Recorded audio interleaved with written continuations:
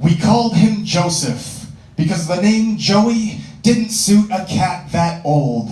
He had celebrated his 20th birthday, days before him and his list of instructions came to stay with us.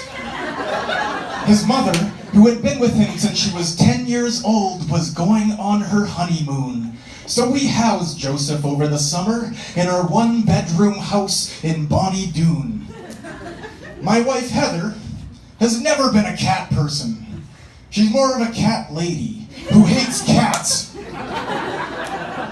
She's also a nurse, which was important to the honeymooner because Joseph was diabetic and required 2 injections per day. Joseph was blind. When he needed to get to his dish of liquid pill-filled food, he didn't walk. He crawled like a soldier after hitting his morphine syringe, paw over paw, in slow motion, his shoulder blades jutting out on either side of his Mr. Burns spine.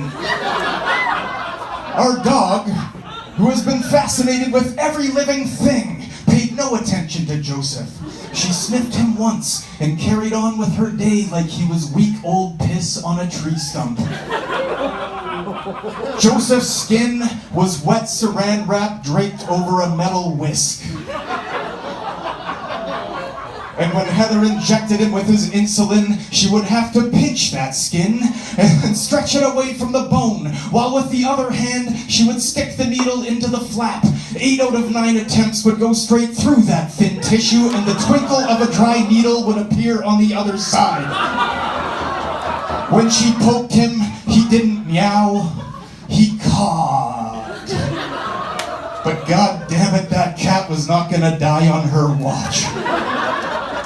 Joseph's most unfortunate feature, however, was the ritual that had to be performed for him every night before he went to bed.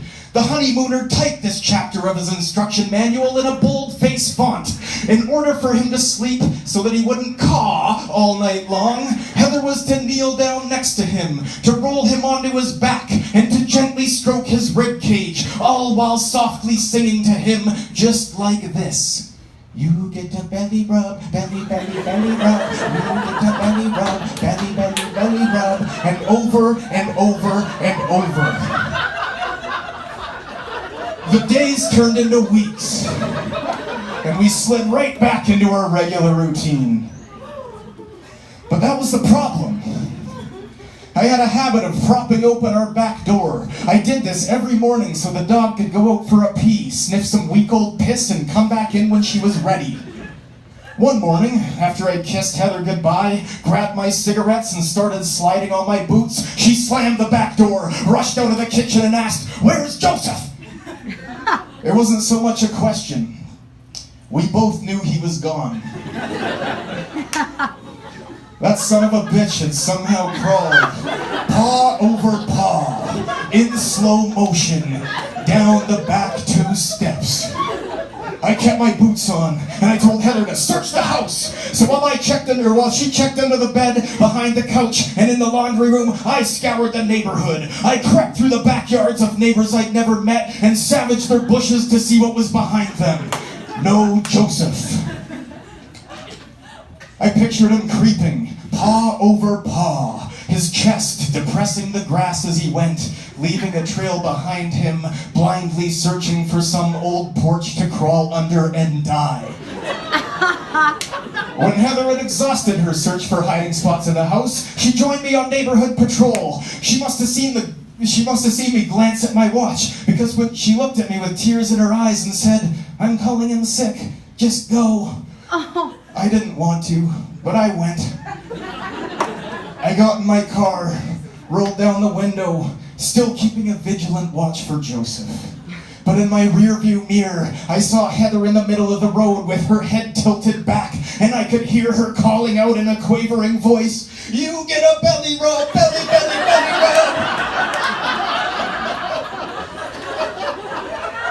Joseph never made it home that day.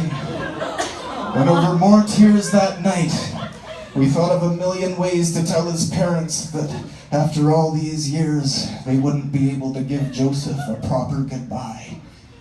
But the next morning, when Heather went to prop open that back door, there was Joseph. on his back. And goddammit, he was purring. And laying next to him were 3 dead mice. I really think he loved us.